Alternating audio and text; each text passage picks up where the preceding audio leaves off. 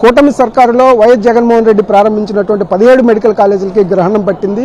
ఏదైతే కేంద్ర ప్రభుత్వం ఇచ్చినటువంటి మెడికల్ సీట్లను కూడా వెనక్కి పంపినటువంటి దుస్థితి ఇక్కడ నెలకొని ఉంది. దీని కారణంగా అనేక మంది అయినటువంటి విద్యార్థులు నష్టపోయినటువంటి పరిస్థితి ఉంది. ఆ నష్టపోయినటువంటి విద్యార్థులు ఇప్పుడు జగన్మోహన్ రెడ్డి దగ్గరకు వచ్చి కలిసి ఆయనకి విన్నవిస్తున్నటువంటి పరిస్థితి అయితే ఉంది. ఎట్లా నష్టపోయాం తాము, ఆ సీట్లు కనుక పులివెందుల మెడికల్ కాలేజీ కానీ పాడేరు మెడికల్ కాలేజీకి వచ్చినటువంటి సీట్లను కనుక ఈ ప్రభుత్వం నిలబెట్టుకొని ఉంటే మాకు సీటు వచ్చి ఉండేది, మేము ఒక MBBS డాక్టర్ అయ్యేవాళ్ళం అని చెప్పుకున్న పరిస్థితి. మన దగ్గర విద్యార్థులు ఉన్నారు. చెప్పండి, ఏం పేరు బాబు నీది? చరణ్ సాయి సార్.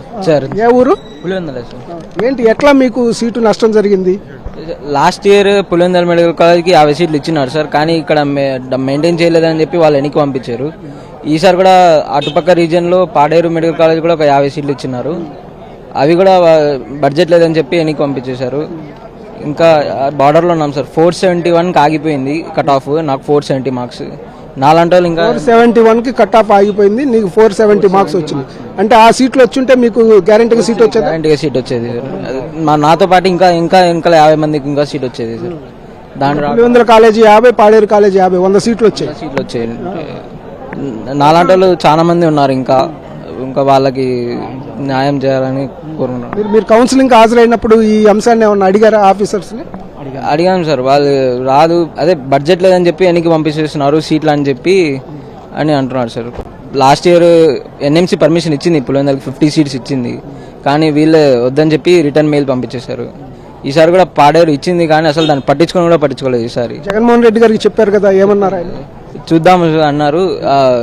తిరుపతి MP గారిని ఫార్వర్డ్ చేయమన్నారు. ఢిల్లీలో కంప్లైంట్ చేస్తామని చెప్పారు. ఈ పరిస్థితి అంటే ఇట్లాంటి విద్యార్థులు చాలా మంది నష్టపోయిన పరిస్థితి. 100 సీట్ల వరకు కూడా MBBS సీట్లు నష్టపోయిన పరిస్థితి. విద్యార్థి తండ్రి ఉన్నారు, ఆయనతో మాట్లాడదాం. చెప్పండి సార్, మీరు ఎంతో కష్టపడి ఏదైతే నీట్ రాయించుంటారు, ఎంతో కష్టపడి చదువుకొని మంచి ర్యాంకు సంపాదించినాడు, మరి ఇప్పుడు సీట్ రాలేకపోవడానికి గల కారణం ఏంటి? అధికారుల అసమర్థత సార్. ఇప్పుడు పాడేరులో వచ్చిన 50 సీట్లను వాళ్ళు సత్యకుమార్ గారు ఆఫీసర్లను వాళ్ళ మీద అరుస్తూ వాళ్ళని షోకాజ్ నోటీసులు కూడా ఇచ్చారు సార్.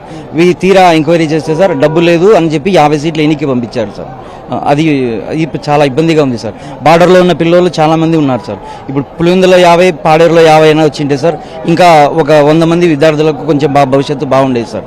తల్లిదండ్రులు చాలా ఇబ్బంది పడుతున్నారు సార్. మీరు జగన్మోహన్ రెడ్డి గారికి చెప్పారు కదా, ఎంత ర్యాంక్ వచ్చింది, ఏం చెప్పారు జగన్మోహన్ రెడ్డి? ర్యాంక్ చెప్పాను సార్, ఇట్లా మా అబ్బాయికి ఇట్లా 1 మార్కులో పోయింది సార్ అంటే, నెక్స్ట్ ఇంకా టైం 3 రోజులు ఉంది, దీన్ని ఢిల్లీలో NMC వాళ్ళకు రిపోర్ట్ చేస్తాము అని చెప్పారు సార్. లాస్ట్ మంత్లో RVS కాలేజ్ చిత్తూరులో సార్ వాళ్ళు కూడా ప్రపోజల్ పెట్టారు సార్. ఆ కాలేజీ కూడా వాళ్ళు ఇక్కడ పార్టీ వాళ్ళని చెప్పి దానికి పర్మిషన్ ఇవ్వలేదు సార్. RVS కాలేజీకి కూడా సార్. అటువంటి కాలేజీలో ఒక ప్రైవేట్ కాలేజీ ఒకటి వచ్చినా కానీ కూడా సార్ ఒక 100 సీట్లు వచ్చాడు సార్.